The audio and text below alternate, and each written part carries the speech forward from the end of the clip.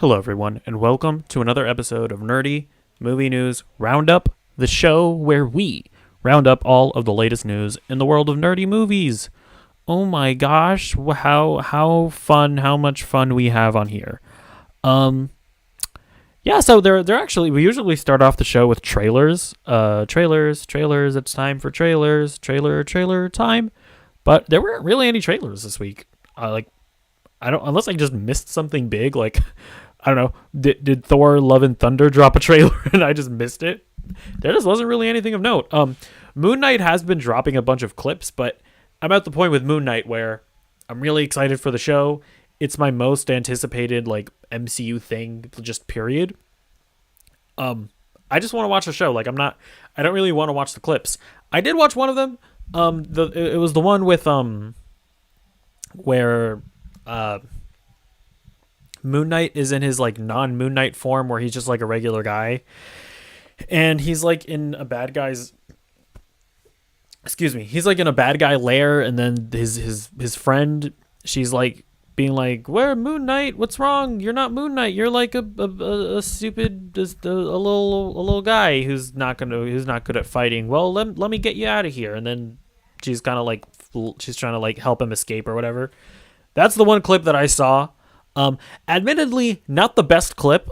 I thought, I don't know. It felt very just like not great to me. Like not, it just wasn't like, I don't know if it's just the way it was shot or, like the action also as well. Like when she's beating up the guys, I didn't think the action was very good. So a little iffy on that scene specifically. That being said, that first trailer was so good that my excitement isn't like diminished. It's like I'm still incredibly excited for what this show could be.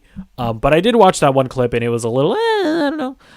I saw like some people on Twitter being like, "Oh, the woke SJWs, the woman has to guide the man," and I'm like, really? Is this really? Is this really where are we still at the point where if a woman does anything of note in a movie, it's the woke SJWs? Like is this are your minds just so like just so deep into weird online politics that like you can't just watch a woman do something in a show and just like not really even think about it? Because like literally did not think of anything about it. And then, you go online and people are complaining because women exist. I don't know. It's weird. I don't care to talk about this any further. Okay. First up, it looks like Avatar, the second Avatar, the Avatar movie that we've all been waiting for, of course. It looks like the first trailer might be premiering with Doctor Strange 2. This is coming from Screen Rant. Earlier today, the Ankler, via The Direct, reported that Disney may be planning to release the first trailer for Avatar 2 in front of Marvel Studios' Doctor Strange in the Multiverse of Madness. And this would make sense. I mean, Doctor Strange 2 is probably going to be the biggest movie of the year. So, how better to announce the return of Avatar than by premiering it in front of what is probably going to end up being the biggest movie of the year. And I mean, listen, if this trailer, I mean, first of all, just in general, just because it's been so long since Avatar, Avatar's popularity has kind of waned. It's really cool to hate on Avatar right now. This trailer needs to be excellent just because of that alone. And especially if they're going to be premiering it like with the movie, like to, obviously like encouraging people to be like, hey, for your first experience with the trailer, go watch it in the movie theater. This thing needs to be great. Like, this thing needs to wow us. I think we need to, like, see something. I don't even know, like, some kind of heavy special effects thing that's going to make people go, oh my gosh, yeah. I remember why Avatar was so big, right? Because, the first movie had 3D. This movie has this thing. I don't even know what. It needs something like that. I mean, and I don't know. Like, if it just comes out and it's just kind of a trailer for a movie, that's going to be that's not going to bode well for the movie, I don't think. But we'll see what it comes out to be. Next story. Sony's Twitter has acknowledged the Amazing Spider-Man 3 movement. So this is the tweet. The Amazing Peter number 3. No. Yes, we've seen the hashtag. No, we don't decide which movies get made. We're just the social team. This is weird. I mean, there's no doubt about it. This is really weird to me. Um if if there wasn't any intention to do this, to make an Amazing Spider-Man 3, or at the very least have Andrew Garfield return in some capacity in future Sony movies, that's a really dumb thing to tweet out. Okay? Because if your full intentions are to just have Andrew Garfield pop up in No Way Home, that be his send-off, that he was done dirty with the Amazing Spider-Man 2, give him a proper send-off. If that was your intention, that's a really dumb thing to tweet out. Just straight up dumb. But, and then we will get to a story that may point to Sony being dumb, but this kind of leads me to believe that they're not done with Andrew Garfield's Spider-Man. Like, where is he going to pop up? Is he actually going to get a third Amazing Spider-Man movie? I would personally like to see that. Is he going to pop up in Venom 3? I want to see Andrew Garfield as Spider-Man again, but I don't like the Venom movies, so I kind of don't want to see that. I think this makes me honestly like 10% more sure that, yeah, I think they're going to do something else with Andrew Garfield. But yeah, I don't know. Let me know what you think about that. That's just a really weird and dumb thing to tweet out if you don't have any intention on following up on that. Okay, next up. We're talking about Avatar the movie. Let's talk about the actual good Avatar thing, which is Avatar The Last Airbender, right? It's getting, are you guys excited? A Netflix adaptation. And we got some more information on that. So, this is a quote from the guy who is apparently playing Uncle Iroh, Paul Sung-hyung. That's the little guy in the picture there. And it's via Screen Rant. Paul Sun-hyung Lee. I hope I'm pronouncing that right. It's 8 episodes, 1 hour each. I have no idea when it's going to be airing. My best guess at the earliest would be end of this year. And there was also another information that came out that apparently each episode is going to have a $15 million budget, which I think is like, honestly, like, I'm not too familiar with TV budgets, but I think that's significant. I want to say that that's on par with like Game of Thrones budget from the final season. So that would be straight up kind of crazy if true. That'd be crazy. But yeah, as far as the other stuff where where the episode count and the length of the episodes, that makes sense to me.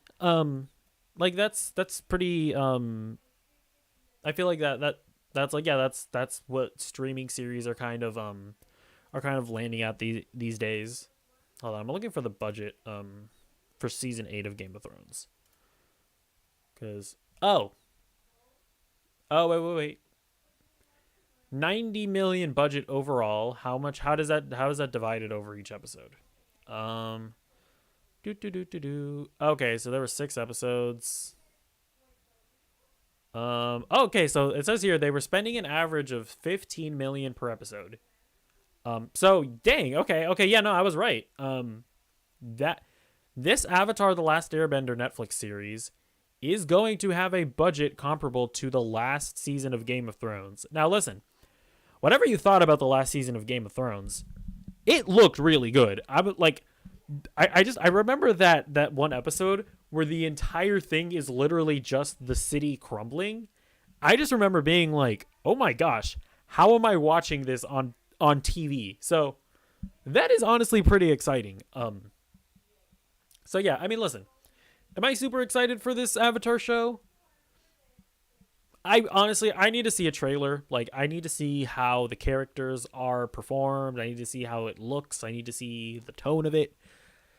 Now, I'm not one of these people that are like, it needs to be exactly like the show or else I'm going to be mad. Like, it's actually really funny because it's like anytime one of these shows are announced, I see a whole bunch of people being like, Why are they even making this? Well, the shows already exist. Why are they making this? Why doesn't Hollywood do anything original?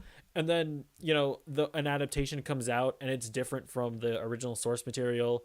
And then people are like, they changed it. It's not the exact same thing. It's like, okay, well, make up your mind. You know what I'm saying? I mean, I guess your position would be just don't touch it. And I guess that's a fair position to have. But it's like, at the end of the day, like, is really like the name of something really that big of a deal to you that you can't enjoy something different? I don't know. That's a weird issue that I have with fandoms in general. But yeah, so I'm not honestly, and obviously, like, yeah, like the episode count should tell you that this is not going to be like season 1 of Avatar: The Last Airbender. It's going to be paced differently. There's probably going to be a lot of stuff that isn't covered. So I'm going to wait and see how this all plays out. So, but whatever. Moving on to the next thing. Could we see the Hulk in Deadpool 3? Well, we have another tweet. This is from director Sean Levy. Little did I know, that's what it says, and then it has a picture of Mark Ruffalo and Ryan Reynolds. Obviously, Mark Ruffalo plays the Hulk. Ryan Reynolds plays Deadpool. Now, Sean Levy has been confirmed to be directing Deadpool 3. This tweet was tweeted out after that confirmation.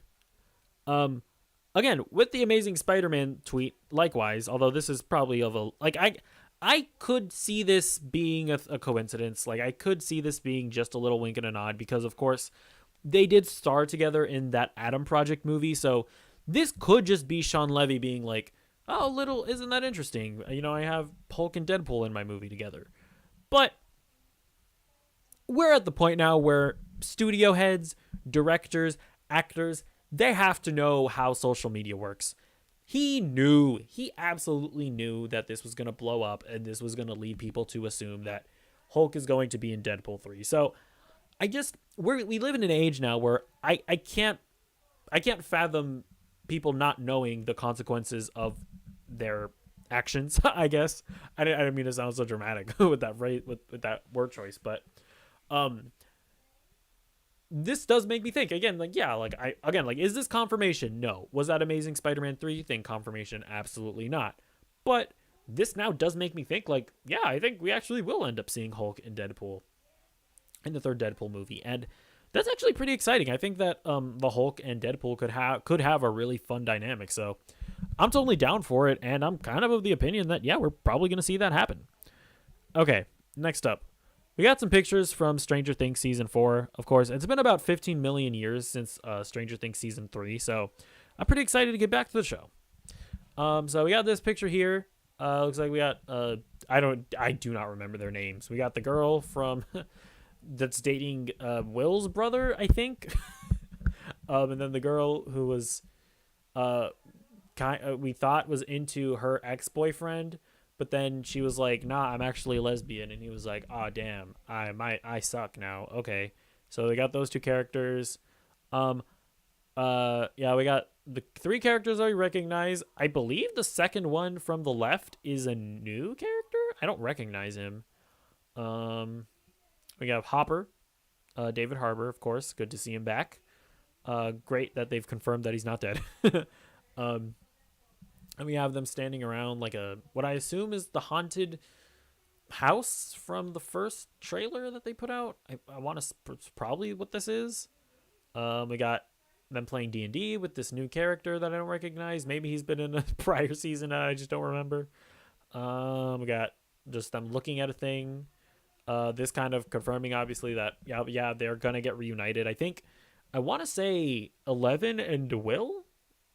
I think they left, right? They left the town in the prior season, and I hope that it's been like around the same length of time since the seasons since the last season until now. Like, I hope that's kind of canonical within the show so that, we get interesting dynamics, and even though obviously like they're kind of just upending what they did last season where they separated and now they're just coming back together again.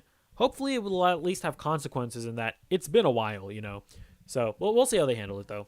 Then we got another picture with all of them. It looks like there's a new character on the left hand side, which I think is that the same. Okay, no, this is another picture with them just pulling on a thing. They're probably investigating something. Yeah, is this character on the left hand side? I think is that the same character on the left hand side here?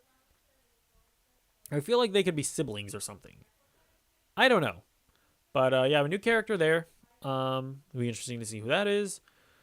Uh, Here we have the brother and the sister. Don't remember their names, and then the kid looking scared or something, but they're laughing. I don't know what's going on there. I don't know. And then here we got Winona Ryder, and then I think this is the journalist that was in one of the seasons. Was it in the last season where like he helped out the girl and the boyfriend, and when they weren't girl and boyfriend, but he was like, I think you guys should be together. I can sense it. And they were like, what? Ew, no, we don't like each other. But then I guess we do like each other because we're going to have sex now. I think that's the guy.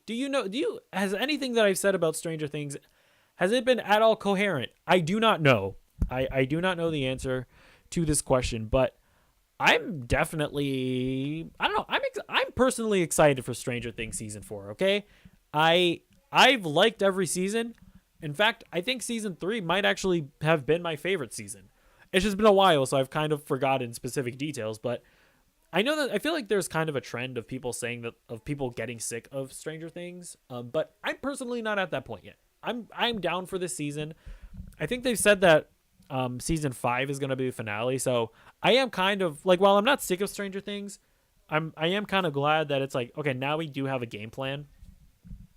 Although they have also said like, oh yeah, we're doing spin-off shows or whatever. So there's that as well, right? But for now, that is they have some kind of game plan, which I am excited to see where they wrap up. But yeah, we'll see what happens. Let me know what you think about Stranger Things in general. Honestly, I just want to know, are you interested in season 4? Next up, we got a Voltron movie in development. This is coming from Variety. Red Notice director Rawson Marshall Thurber hopes he'll be the one to bring the robot lion arms, legs, and head together. The filmmaker, who also directed Dwayne Johnson films Skyscraper and Central Intelligence, is attached to direct and co-write a Voltron movie in a package that is currently fielding offers from multiple studios. So, I'm not a fan of Voltron, honestly, like not in the slightest. So I don't know that much about it. But I mean, I don't know. Robot guys in robot suits that join together to make a bigger robot, that could be fun. Is this the director that I want to do it? No. Like, granted, I haven't seen Skyscraper nor Central Intelligence, but Red Notice is just one of the most god awful like big budget movies that I've seen in a long time. Like, it is so bad. I after watching that movie, am I thinking, oh yeah, that guy can make a big fun robot monster movie? No, like not in the slightest. So I don't know. Honestly, it says that they're still fielding offers. I feel like if a studio picks up this project, I think they're gonna request a different director. Like, to be honest. So we'll see what happens. But I mourn for Voltron fans out there. Okay, next up. The Suicide Squad Kill the Justice League has been delayed to 2023. It was officially announced in a tweet stating, "We've made the difficult decision to delay Suicide Squad Kill the Justice League to spring 2023. I know a delay is frustrating, but that time is going into making the best game we can. I look forward to bringing the chaos to Metropolis together. Thanks for your patience." Yeah, we knew about this. This was reported on a while ago, but now it's being officially announced, and honestly, I get it, right? Like, there's not really a good time to release it. Late 2022. The game's probably not going to be ready to release in like May, right? Or June or July. So hey, maybe the more time they want to take to develop it, maybe they actually do need it and it needs to be released in 2023. But either way, like, we're getting Gotham Knights in October, and I think we're getting Hogwarts Legacy in December. So it's like, there's not a good place in there to put Suicide Squad Kill the Justice League. And I like, with Gotham Knights and Suicide Squad being kind of these co-op games, I definitely think it's a good idea to space them out. Like, you don't want people like, playing Gotham Knights and being like, okay, cool, that was my superhero DC game, and then trying to get them to play another Justice League game when they might not be like all that ready for another DC game yet. So this makes sense. Hopefully it's at like early 2023 to mid 2023. I don't know that I want to wait more than a year to play this game because it has been so long since Batman Arkham Knight.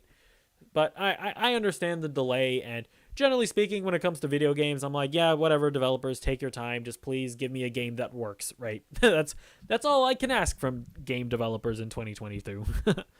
Okay. Okay, next up, we're going to talk about a deleted scene from the Batman. Now, I feel like most people have seen the Batman at this point, but if you haven't yet, you're probably watching the VOD. I should have timestamps in the description where you can skip it because I'm going to talk about a spoiler that, it relates to the movie. So I'm going to talk about the movie. So you've probably seen it at this point, but if you haven't, go to the timestamps in the comment section or in the description. All right. So yeah, we got the Joker. Now we got the Joker in the Batman movie itself. And I was a little mixed on the scene that we got in the movie. I thought it was a little out of place. I thought it was just a little sudden, and it didn't really fit with the movie. Now, when you hear like Matt Reeves explain his decision for that scene, basically he kind of explains that, he wants to show that that there's trouble brewing in the city, and that's why Batman needs to stay in the city and not go with Selene. And I'm like, I get that. Like, that's a decent explanation, but I still don't know if the scene entirely works.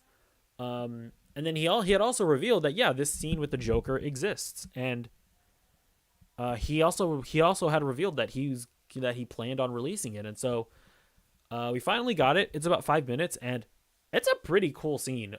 Basically, the Joker, he goes to Arkham to basically ask the Riddler for help, or ask Joker for help on the Riddler case, and it's a cool scene. I really dig Barry Keoghan's Joker. I think he looks really creepy. Like I think this is by far the most like unsettling Joker that we've had, and I think I'm digging how Barry Keoghan is playing it. It's subdued. It's very unnerving. It's not wacky. It's not like Jared Leto, who's just all over the place. It's definitely hearkening a bit of Heath Ledger to me, but even more subdued than Heath Ledger. Like I felt like Heath Ledger still had like this kind of bombastic presence to him. This one is definitely a bit more subdued. And maybe we'll see him grow to gain that presence. I imagine we will. Wherever they put him next, whether it be in the Arkham show or in a Batman sequel. But yeah, so far I'm really digging Barry Keoghan's Joker. I don't know how to pronounce that guy's name. I think it's cool. Now, I am ultimately glad that it was left out of the movie because it basically accomplishes the same goal that the Riddler and Batman confrontation in Arkham accomplishes. Like, the Riddler, in that scene, it's basically Batman being confronted with the reality that he inspired this Riddler. He kind of in some ways relates to this Riddler, to his goals and whatnot. And, it's just this, the way that the movie is framed, it's like, oh, Batman is looking at a reflection of himself, That's what that scene accomplishes. And in this Joker clip, Joker basically just completely just spells all of that out and basically just explains the themes of the movie. And it's a cool scene, but that would have ultimately left the third act of this movie feeling kind of flat. So honestly, props to Matt Reeves for like recognizing that, and props to WB for not being like, no, you must keep that Joker scene in there. Because obviously this would have gotten a big pop in the theater, but props to them for being like, no, we're gonna do what's best for the movie. So yeah, overall, I do really like the scene. Like, I like the way it's shot, I like the way it's executed, but I am ultimately glad it was taken out. And yeah, so let me know what you thought. Did you like the scene? Do you like what you've seen of Barry Coggan's Joker so far? Let me know. Comments below. Let's move on with our next story. Mission Impossible 7 is going through some strife. So it's coming from Screen Rant. It's a bit of a wordy thing, but we got to get through it. It was announced early last year that... Oops. I got like hiccups or something. That breaking tradition from previous installments, Mission Impossible 7 would have only a 45-day theatrical window before heading to Paramount Plus, instead of the usual 3 months. A new report from THR, The Hollywood Reporter, reveals that behind the scenes, Cruise is reportedly very unhappy with Paramount's planned 45-day theatrical window for Mission Impossible 7. The star has apparently lawyered up in an attempt to get the movie the previous franchise standard of 90 days. The report also alleges that language in Cruise's contract stipulates that Mission Impossible 7 must be handled in a manner consistent with the previous film in the franchise, with finishing touches having yet to be put on Mission Impossible 7, and with filming ongoing for Mission Impossible 8, however, Cruise and Paramount have agreed to set the argument aside for the time being. So, throughout the course of this pandemic and, movie studios fundamentally trying to alter the way that movies are made and distributed, we have yet again another situation where supposedly Paramount in this case, it has been Disney and it has been Warner Brothers have just gone, oh, our contractual agreements, we don't need to follow those. We can just do our own thing. No, nobody's gonna come at us in court. So, and it's like, what? How just completely arrogant do these people have to be? Where, Disney completely changed up Black Widow's release strategy, even though it violated Scarlett Johansson's contract. And instead of like going to Scarlett Johansson and being like, hey, ScarJo, COVID, it's kind of a thing. We're thinking of doing another release strategy. How about we try this out? We will reimburse you, of course, for we do have this contractual agreement with you. They didn't do that. They were just like, screw you, ScarJo. We're Disney. We're the big mouse. We don't need to follow the rules or the law. So we're just going to do our own thing. And then, of course, Scarlett Johansson sues them. She gets her money back. Warner Media, they put all of their movies day and date on HBO Max. They had contractual agreements with actors, producers, even production companies in Legendary. They just didn't. They didn't talk to them, and it's absolutely insane to me. Like what? And then here, Paramount is just gonna be like, "Yo, we got 40. We're moving into Paramount Plus after 45 days." Apparently, Tom Cruise had a contract. It's like, no, it needs to be 90 days. Now, Tom Cruise is absolutely an actor that cares a lot about the theatrical experience, and B, has enough clout and money to take Paramount to court. So honestly, I have zero doubt that if this isn't Tom Cruise's contract, he's gonna get the 90-day theatrical window. Like it is going to happen. I have absolutely zero doubt that especially if it is there like written into the contract, it's gonna happen. It's insane. But we talked about before, Paramount. They announced that Star Trek 4 was happening with the original 2009 cast without telling the cast.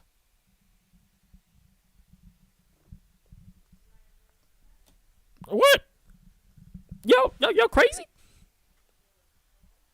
Yeah, are y'all serious? Like, what is going on? This is just so crazy to me. I don't know, man. I don't know what to say. Like, what is the state of the film industry right now? It's crazy. But yeah. I don't know. I just don't know. I feel like at this point I just want to move on to the next story. So Nova, Nova, he's a Marvel character and he's apparently getting a project coming up. So this is coming from Screen Rant. After a long wait, it looks like the MCU is finally getting ready to bring Richard from panel to screen. Deadline revealed that Perzada, that's the guy who has been working on the limited series Moon Knight. Oops, I forgot. I don't have like his first name here, but whatever. He's the Moon Knight writer. As one of the head writers, is developing a Nova solo project for Marvel Studios with Feige attached as an executive producer. What's unclear at this point is if it will be a movie or another Disney Plus original series.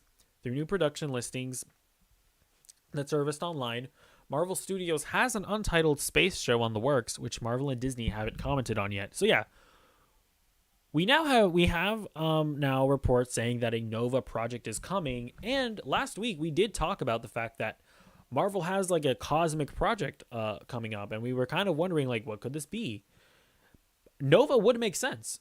So yeah, I mean like if a Nova project is happening, that would make sense in that. I'm sorry, I'm like dying. I don't know what's going on with me. It's very unprofessional. But yeah, I don't know much about Nova. Honestly, I know him mostly from the Ultimate Spider-Man cartoon where he wasn't really a cosmic character. He was just like one of Spider-Man's friends. But from what I understand in the comics, he is more of like a Green Lantern type character that does stuff in space. So yeah, I don't know. Could be cool.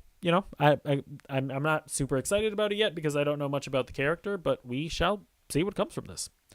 Although I do think since it's cosmic, I think I'd rather see it as a movie. Like I don't know how interested I am in seeing like cosmic based shows on Disney Plus just because those are obviously going to be more expensive and they're not going to look as good on TV. Like when you look at Loki especially, I thought that show you could really feel the budget especially in like the action sequences.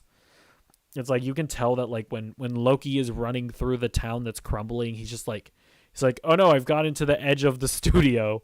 I now must weirdly pause and then run in another direction. It's like, I don't know, man. But at the end of the day, like it didn't look bad. It didn't look terrible, but I'm like, I think I'd rather see like a cosmic movie, with Nova. So whatever, who cares? Next up. Apparently, we're getting a High Republic show, and it will start filming in June. It's coming from The Direct. According to Bespin Bulletin, the rumored High Republic Disney Plus series, described as Stranger Things in Space, will begin filming in June. So yeah, the High Republic is something that Disney has been like pursuing on like the novel and comic books stuff, which from what I understand, the High Republic era of Star Wars is like way in the past, like even before the prequels. When the Jedi Order was like at its most powerful, and when I don't know, like when I hear about a potential High Republic Disney Plus show, I kind of think, oh, they're gonna do Game of Thrones in space in Star Wars. That could be pretty cool. The description of Stranger Things in space is less cool. Like I said before, I like Stranger Things. I don't know that I want a Star Wars show where I'm following a bunch of Jedi Padawans because I that just doesn't sound interesting to me. So we'll see what the show ends up being, but apparently it's gonna start filming in June. So get excited. Okay, so this is our last story of the day. I didn't really get a chance to like make a proper graphic for it, but Black Panther: Wakanda Forever is done filming. It's good news, right? It's had a pretty tumultuous process, right? Where, not only did Chadwick Boseman unfortunately pass away, and then that led to Ryan Coogler having to basically rewrite the entire movie to not include T'Challa. I still personally think it was a mistake to not recast T'Challa. I think you could have done it. I think it would have been, you could have done it respectfully, right? In fact, I think it's a little more disrespectful to just completely throw away this character that Chadwick Boseman worked so hard to make as as celebrated and impactful as it was. I personally think it's more disrespectful to go, hey, Chadwick, this character that you built up, we're just going to toss it to the side. We're just not going to use him anymore. But whatever, it's fine. I'm not like mad at the decision that they made. I just think it's like it came from a good place. It came from a good place in their hearts. So I get it. It's fine. And also, this is probably a decision that was made by his family as well. So who cares about what I have to think? But there's no doubt that made the probability of this being a good movie less so. just because of how rushed the development probably had to be of rewriting the script and all that. But and then on top of that, it's had to stop filming a bunch of times because of injuries, and the Shuri actress, I think she didn't want to get vaccinated or something, so that was a whole hullabaloo. Not gonna get into the politics of it all, but you know, it's done filming now, so at this point, it probably just post production, right? I mean, there might be reshoots, but at this point, it's post production, which probably also bodes well for that November release sticking, because, this is the movie that a lot of people have been thinking was going to get pushed, but at this rate, I don't think it will be. I mean, I think what are we at, like 9 months out? That's plenty of time, I think, to finish post production. So I do think we will see this movie in November, and I hope it's good. Like I hope it all works out. So okay, next we're gonna do a segment that oops, what happened here? Can you guys see this? I want to just go through the Oscar nominations and see if I can pick out okay, so it looks like you guys can see it, right? Let's just like move it up a bit just so that I can see that it's kind of working. So I'm just like looking at a feedback in my okay, yeah, so you guys can see what I'm doing here. Yeah, I don't know. I just kind of wanted to go through the Oscar nominations and give my takes, right? Talk about what I think will win. Now, I am just going to be straight up honest. I have not seen every movie nominated for an Oscar. There are going to be categories where I probably haven't seen any of the stuff nominated. So I'm going to be open and upfront about what I have not seen. If you think that invalidates all of my opinions, that's fine. Think that if you want. But yeah, let's go through this. So, actor in the leading role, we have Javier Bardem for Being the Ricardos, Benedict Cumberbatch for The Power of the Dog, Andrew Garfield for Tick, Tick, Boom, Will Smith in King Richard, and Denzel Washington in The Tragedy of Macbeth. So, I watched Being the Ricardos. I started watching Power of the Dog. I thought that movie was really boring, and I just could not finish it. I'm sorry. I know that's really unpopular. Watched Tick, Tick, Boom. Watched King Richard. Started watching The Tragedy of Macbeth. I'm sorry. I don't like Shakespeare. I'm sorry. It's just not my thing. So I didn't finish watching that. So of the things that I did watch, I would honestly, I think I would give it to Will Smith. I mean, I think Javier Bardem and Andrew Garfield were both pretty incredible in those movies, and from what I saw of Denzel Washington and Benedict Cumberbatch, I mean they were good. I don't think I got to the true meat of their performances. So maybe one of them would have taken it in my eyes, but from what I've seen, I think I would give it to Will Smith. I mean, he really lost himself in that role. Like Will Smith, even though he is an older actor, he doesn't necessarily seem as old as he came off in that movie, and I think he really just truly just changed himself. So I don't know. I would honestly give it to Will Smith. I think it's either going to go to Benedict Cumberbatch or Andrew Garfield. I think those are who will. It's one of those two will win. If you want to push me for an answer, I think Benedict Cumberbatch. I think people are really frothing at the mouth over The Power of the Dog. I think it'll go to Benedict, but I kind of hope it goes to Will Smith. Also, I wouldn't mind it going to Andrew Garfield either. Or Javier Bardem. I don't know. They were all really good. Like, honestly, whoever wins this, I'm not going to be, like, mad. Okay. Then we get to actor in a supporting role. Ciarán Hinds in Belfast, which I watched. Troy Kotsur in Coda, which I watched. Jesse Plemons in The Power of the Dog, which I watched some of. J.K. Simmons in Being the Ricardos.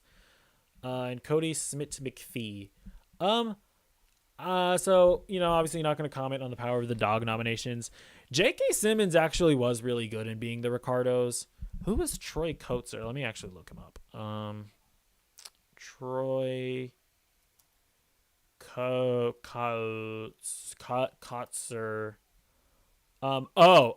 Yeah, that guy. And who was Ciarán Hinds? Let's see. Ciarán Ciaran Hinds.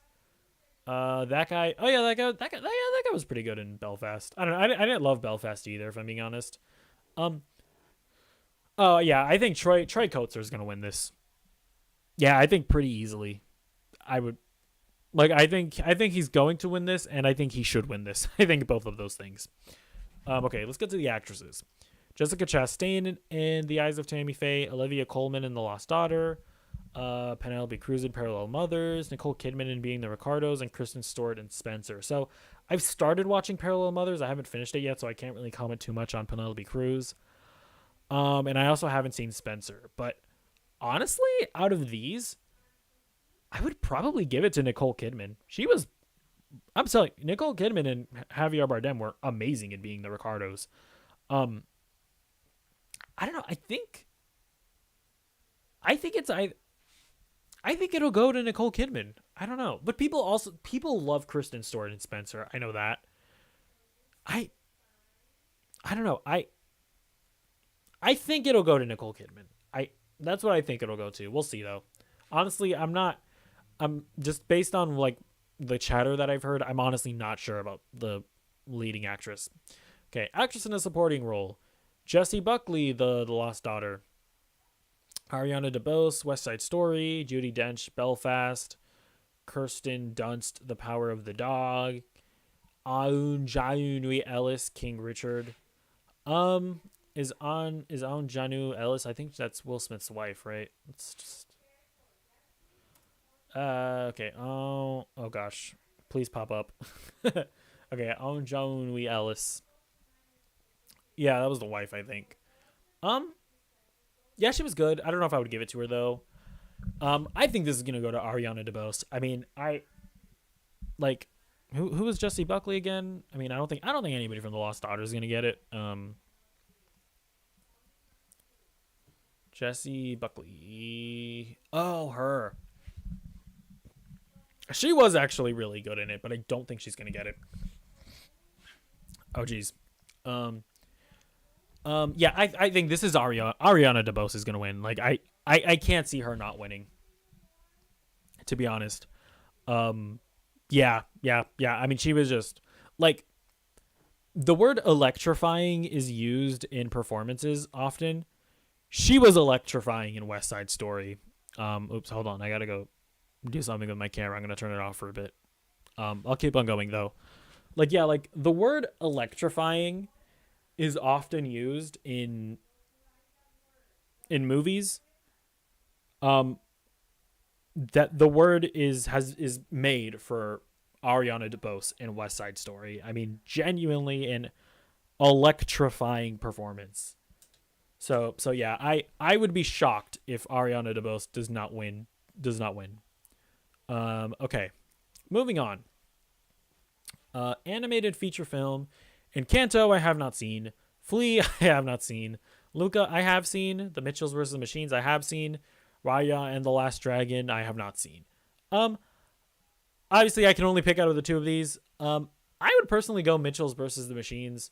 I thought Luca was okay. But people really like Encanto, which I haven't seen it. I haven't seen Flea, and I haven't seen Raya and the Last Dragon. I feel like Raya and the Last Dragon was pretty mixed, wasn't it? I don't think that was like a unanimous. People loved it, so I don't think that's gonna win it. I think Encanto's gonna win it. But again, I haven't seen it, so I'm not gonna judge it. I would personally give it to Mitchells versus the Machines, although honestly, none of these movies. The movies that I watched, at least, they weren't. I didn't watch them and go, yeah, this is amazing, blah blah blah blah. So yeah, I haven't seen the rest of the other ones, but from what I have seen, not too great, I don't think. Okay, cinematography. We have Dune, Greg Fraser, Nightmare Alley, Dan Losten, The Power of the Dog, Ari Wagner, The Tragedy of Macbeth, Bruno Del Bonal, West Side Story, Janusz Kaminski. Honestly, I think this should go to West Side Story. I didn't even love West Side Story, but that's mostly just because I don't like the story very much. Like, I don't know, when characters fall in love that quickly and that easily, I'm just like not into it. You know, like that just completely made me not care about them at all. Like you guys deserve to die. Okay, maybe that's a bit extreme, but But I don't know. Like I didn't even love West Side Story, but it was impeccably made. I mean, oh my gosh. Just the way they framed the shots, the way it was, cinematography was wonderful. Um, but I think Dune's gonna win it. I think Dune should win the visual effects award for sure. But I just think Dune is gonna be the movie that Oscar voters are like, oh yeah, Dune, give it to Dune for all the technical awards. Nightmare Alley was pretty good too. The Power of the Dog.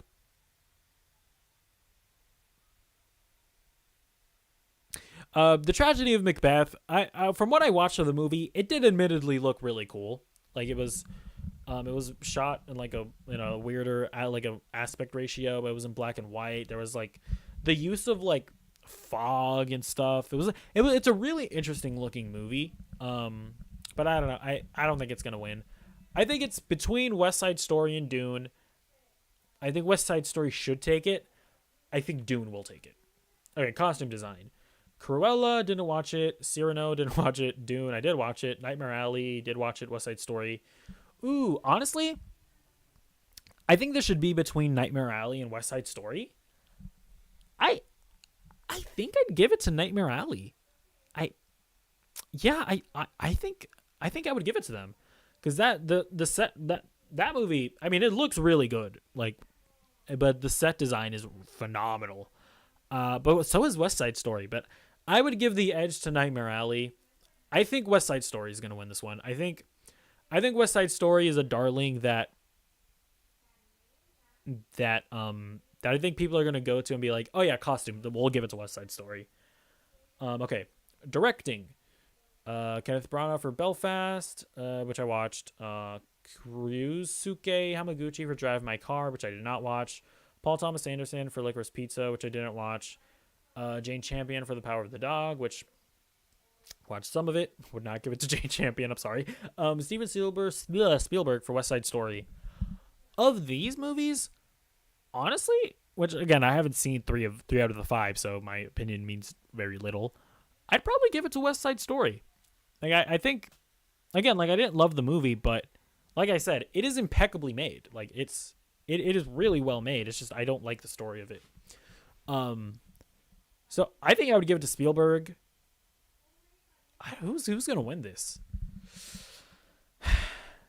I think Jane Champion is gonna win it. I think Power of the Dog is gonna unfortunately not win a lot of awards that maybe some people going into the Oscars thought it would win. I think people are gonna give this to Jane Champion, even though I think it should go to Spielberg. All right. Documentary. Ascension, didn't watch. Attica, didn't watch. Flea, didn't watch. Oh, that's a documentary. That was an animated, right? Okay, that's interesting.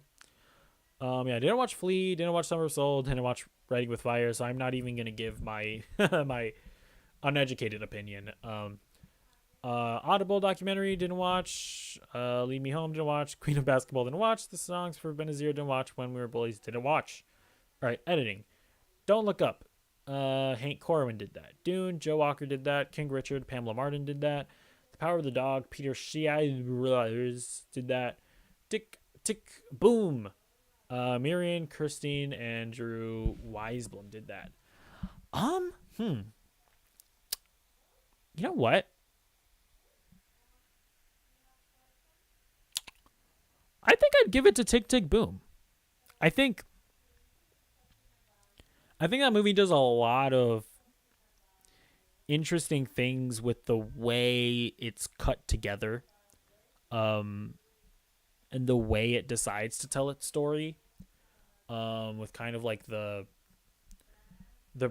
sort of like breaks from reality and then into the present, and the way where it's like, you know, it's Andrew Garfield telling you the story, and then you kind of see the story play out. I would honestly, of the movies on this list, I think I'd give it to Tick, Boom. What will win? I don't know. Honestly, I'm not sure. I'll say I think Don't Look Up will win. I think Don't Look Up is not going to win a lot of awards. I think they'll give it to Don't Look Up. I'm not sure though. Okay. International feature film. Drive My Car, didn't watch it. Flea, didn't watch it. The Hand of God, didn't watch it. Lunana, a yak in the classroom, didn't watch it. The worst person in the world didn't watch it. Not gonna give my opinion. Okay, makeup and hairstyling coming to America. Did not watch it. Cruella didn't watch it. Dune did watch it. The Eyes of Tammy Faye did watch it. House of Gucci didn't watch it. Out of Dune and The Eyes of Tammy Faye, um, I don't know. Honestly, they're pretty close because I think they're both really good. I think it. Oh no, you have to give it to The Eyes of Tammy Faye. I just remembered Jessica Chastain's makeup in that is insane.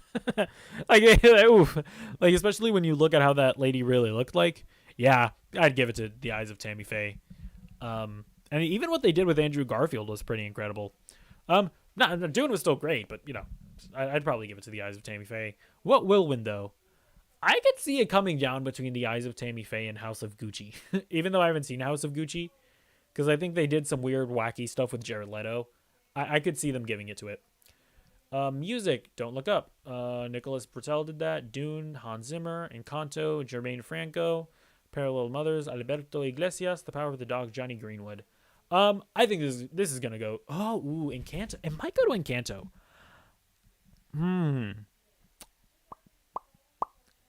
I think I would give it to Dune because I've only seen Don't Look Up and Dune out of this list. I think it might go to Encanto. That Bruno song might be might solely give it the edge. And music, original song, Be Alive from King Richard. I don't know if that's how that sounds, honestly. Dos Oruguitas, which was from Encanto, because they didn't realize that. Let's not talk about Bruno, who was the one that was going to be popular. Down to Joy from Belfast. The Billie Eilish song from No Time to Die. Somehow You Do from 4 Good Days. Honestly, I don't remember what any of these songs sound like, so I'm not going to give my opinion. Okay, the big boy one. Best Picture. Belfast. Coda. Watched both of those. Don't Look Up. I watched that. Drive My Car. Did not watch that. Dune. I watched that. King Richard. I watched that. Licorice Pizza. Did not watch that. Nightmare Alley. I watched that. The Power of the Dog. I watched some of that. It was boring. West Side Story. I watched that. I would personally give it to Coda. Now I've seen a lot of Coda slander recently, and I'm not going to take it. Coda is a wonderful film. Okay, I've seen a lot of people saying that it feels like a Disney Channel original movie. I'm sorry. I didn't realize that your life was so miserable that just a pleasant time, having a pleasant relationship with your teacher is so unrealistic to you. I'm sorry that your life sucks. No, but Coda's I really loved Coda. I would personally give it to Coda. And I think it's gonna go to The Power of the Dog. I don't know. I've seen so much momentum for Power of the Dog, just from conversations. Although honestly, to be clear, I haven't really been following the normal indications for the Oscars, where you look at like other awards shows to see how they've been voting. So maybe I'm completely off here, but just from conversations, I feel like The Power of the Dog is kind of the front runner right now. So yeah, I think it's going to go to The Power of the Dog. It should go to Coda, I think. All right, production design, Dune, Nightmare Alley, Power of the Dog, The Tragedy of Macbeth, West Side Story. This is actually a tough one. For me, it's between West Side Story, Nightmare Alley, and Dune. I think I would give it to Nightmare Alley. The set design in that movie is really good. That movie really is just a visual feast. Yeah, I think I would give it to Nightmare Alley. I think it's gonna go to West Side Story though. Short film animated. Affairs of the Art, didn't watch it. Bestia, didn't watch it. Box Ballet, didn't watch it. Robin, didn't watch it. The Windshield Wiper, didn't watch it. Not gonna give my uneducated opinion. Short film live action.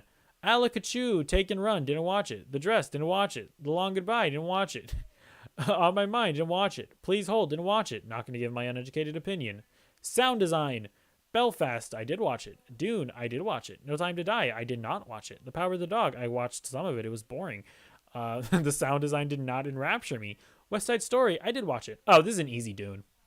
Like, Dune should win this. Dune is going to win it. The sound design in Dune was incredible. Visual effects, Dune. Free Guy. No Time to Die, did not watch. Shang-Chi and the Legend of the Ten Rings, I did watch. Spider-Man No Way Home, I did watch. Another easy Dune. Give it to Dune. It's going to be Dune. Honestly, I would bump Shang-Chi and the Legend of the Ten Rings or Spider-Man No Way Home probably and add in The Green Knight. That's a movie that I'm actually like, I think it was genuinely snubbed for not getting visual effects nomination. That movie looked amazing, and it looked like the CGI was flawless.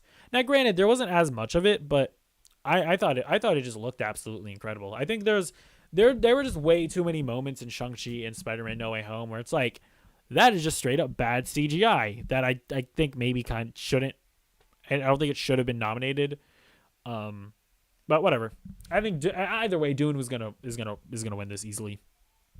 Writing for adapted screenplay: Coda, Drive My Car, Dune, The Lost Daughter, Power of the Dog. I would say, who should win this? I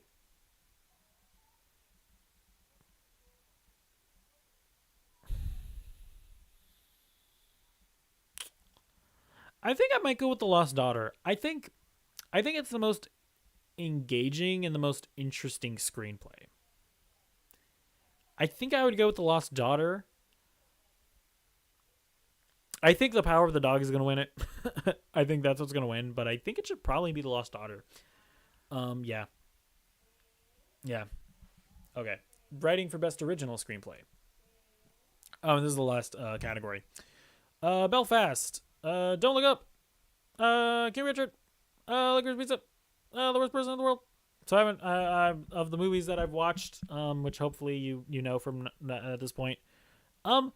I would give it to. I think I would give it to King Richard out of all of these. I think that's the best one. Which one will win? I think Licorice Pizza. I don't know why. I think it'll be Licorice Pizza. I don't have no real reason. I think it'll be that one. So yeah, that was my Oscars predictions and opinions. I'll probably do a segment next week, maybe even like a separate video on top of that where I talk about the show itself and what won and what I think was robbed or whatever. And yeah, should be fun. I think the show is going to be an absolute disaster. I mean, I like that's honestly the main reason why I actually want to watch the show instead of just looking at the results. Like, just okay, this is just a brief thing. So West Side Story is one of the movies nominated for Best Picture, right? They didn't invite the lead in the movie. What's her name? Hold on, let me look up her name real quick. She was good in the movie, right? Like, let's see, West. I forgot her name. Side Story. Rachel Zegler, that's her name. Like, she didn't get invited to the Oscars. And then people are like, oh, well, maybe it was a mishap. Maybe her invitation just got lost in the mail. These things happen sometime. So she goes to the Academy and she's like, hey, I never got an invitation. Do you think I can maybe go and sing and go to the Oscars? Maybe, I don't know. They're just like, no. They're just like straight up, no, you cannot come lead in one of the movies nominated for Best Picture. You know who did get invited to come and present?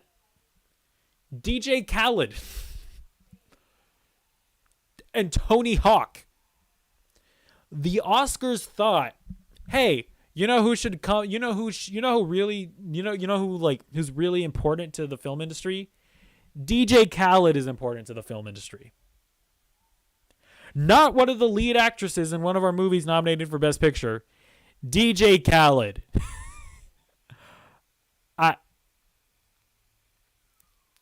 that alone makes me think, oh yeah, this show is gonna be a disaster, and I kind of want to watch it now. Although, well, to be fair, they're now having Rachel Zegler like presenting. She's not just coming; she's presenting an award, which is like cool. But you really needed angry people on Twitter to let you know that, oh yeah, the lead in one of our movies that's nominated for Best Picture, she should probably be here. Yeah, we just didn't think of that. Thank you so much, angry Twitter users, for making us aware of that. Absolutely ridiculous. But yeah, whatever. Now let's move on to the last segment of the day, which is what I've been watching. I haven't watched that many things, to be honest, this week. I watched Deepwater. It was not good. It's a movie. It's on Hulu. It's an erotic thriller starring Ben Affleck and Ana de Armas, and not very thrilling. It is pretty erotic though. So if you want to see Ana de Armas be hot, I mean, this is good. I mean, well, this does that, but not much of anything else, if I'm being honest with you. So I would skip it personally. And then I also started watching. Oh wait, hold on. Yep. Okay, there we go. I also started watching The Haunting of Hill House. I don't know why. I was like, I remember this was a show that people liked, so I started watching it. I'm a few episodes in, and it's pretty good. I'm definitely enjoying it so far. I think the biggest weakness with it is that I've yet to be terrified. There are definitely some pretty effectively creepy moments. I haven't been terrified yet. And also, I don't think the performances are great. Like, not just the kid actors either. I think some of the adult performances are not great. That being said, I'm actually like pretty engaged by the story. Like, I guess I don't know, the story being told is actually like pretty interesting and engaging. So that's actually what's kind of pushing me through the series. Not so much the scares. It's actually just the narrative being told and the dynamics between all the characters. Like that stuff is actually pretty interesting, and it's what is surprisingly pulling me through the show. So I'm into it. I'll probably finish it, because I then want to watch The Haunting of Bly Manor, and then I want to watch Midnight Mass. But yeah, that's what I watched this week. I also watched some of Halo and Parallel Mothers, but I haven't finished episode 1 of Halo, and I haven't finished Parallel Mothers, so like I don't want to talk about them before I fully finished it. But I'm enjoying Parallel Mothers so far. I'm literally like 10 minutes into the movie, and I'm about like 20 minutes into the first episode of Halo. I'm also enjoying it so far. It's not great or anything, but it's fine. I don't hate it, so far. The action is pretty good. Some of the CGI not great, but I do enjoy the action. It's a lot more brutal than I expected. I know the Halo games, I've played Halo Reach. That's what I played first because it was in chronological order. Then I played the first Halo, and then I've played half of Halo 2.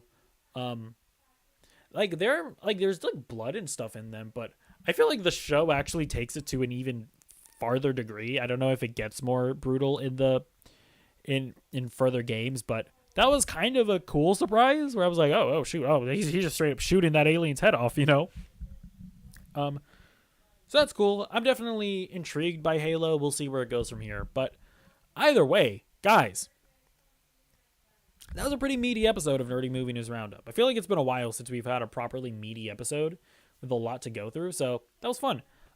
If you enjoyed this video and you would like to see more, please be sure to comment, like, subscribe, ring the bell to be notified whenever I upload a new video, and comment down below why you hate me and why all of my opinions are bad. And yeah, goodbye.